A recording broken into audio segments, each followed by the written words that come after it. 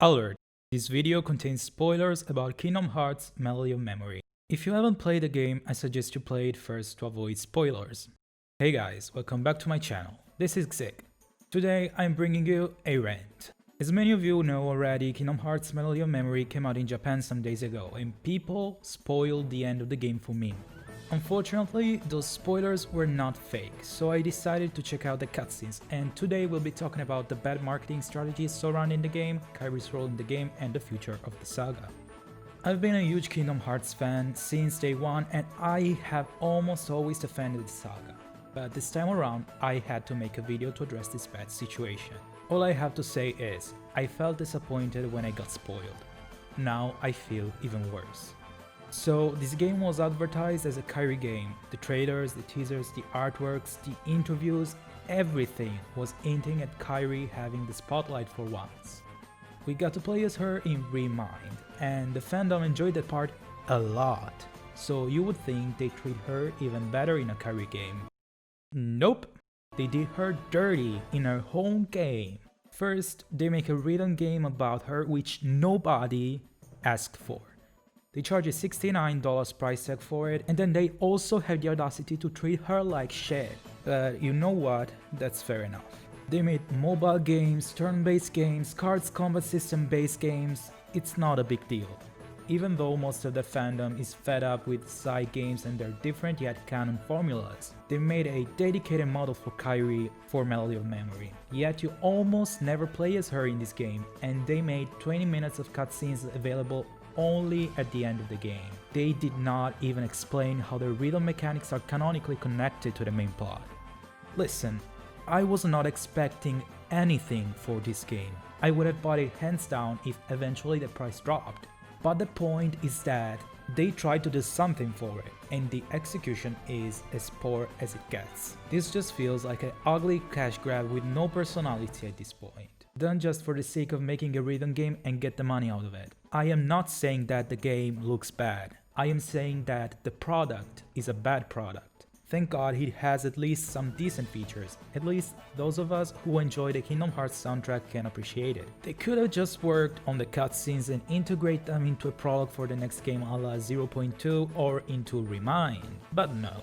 You play the whole game as everyone but Kairi, and you get little to no cutscenes throughout the experience. Kairi is used as a device to narrate the events of the whole saga all over again. And that's okay, but you don't even play as her. So why is this even a Kairi game in the first place? And this is not even the worst part, because we get to see her at the end of the game in some new canon cutscenes. And these cutscenes are the worst thing Nomura could come up with. Yenzo, Ansem, and Evan analyze Kairi's heart, and she's able to live her lost memories again, but only the ones useful to extend the plot. How convenient. We also see some interesting references, like the arc for example. She fights Xehanort, who should be dead, and reveals his identity under the black coat. Wow, revolutionary, it's never been done before.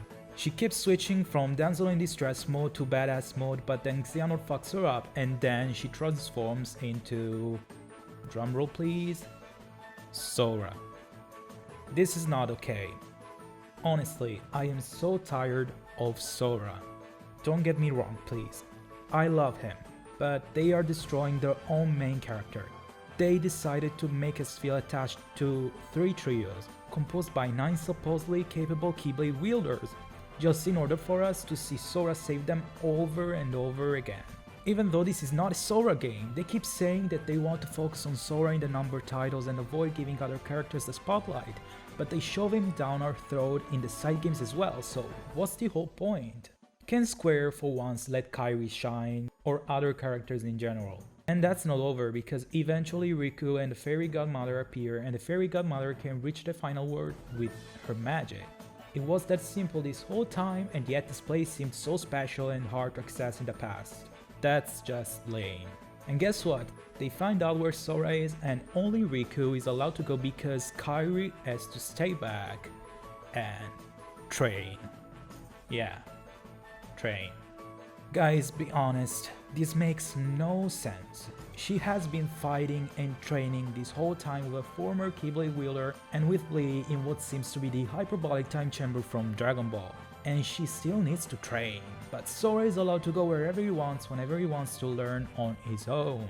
Do you realize that the fairy godmother at this point has more relevance than Kairi? They keep treating Kairi like shit. At this point, just keep her out of the main plot. This also means that we're getting more Riku screen time, and we've seen Riku have the spotlight in Kingdom Hearts 1, Kingdom Hearts Rechannel Memories, and Kingdom Hearts Dream Drop Distance. He also had an important role in Kingdom Hearts 2 and was playable in Kingdom Hearts 3. He has had his own arc and he's grown, yet they keep pushing him and Mickey. I'd say Sora too, but the point is that Sora is the main character, so it makes more sense. Kairi could go on her own adventure with Riku or travel with Aqua, but no. They put her on the sideline in a Kairi game and tease a story where she has no relevance whatsoever. Honestly, with Kingdom Hearts 3, the team made so many mistakes, but they listened to the fans and created Remind. I really like Remind. And if with Remind they took a step forward, with this game they took 10 steps back. I am honestly so tired of seeing Sora everywhere, even when he's trapped in an unreal world, ready to save the day. And I'm tired of seeing only Mickey and Riku get the spotlight when they have opened new storylines for Keyblade wielders such as Kairi, Xion, Lee, Aqua, Terra, Ventus, Lorena, Lorian, Lucio, Ava, Assad, Envy, Gul, and many other Keyblade wielders. I honestly don't care about this anymore. I just want this saga to be good. I want this saga to get better, and I want Nomura and everybody in the team to understand why the fans are complaining so much. I have always tried to understand their decisions and positions, but this time around I am not defending them. So I made this video so that I can share my opinion and listen to what other fans have to say about this matter. I hope people with different opinions and points of view can come in the comment section and tell me what they think about this whole situation, if they agree with me or not, and what the future of the saga will be for them. So this was everything for today's video. Thank you so much for watching. Leave a like, a comment, subscribe to the channel if you liked the video, and I will see you all in the next video.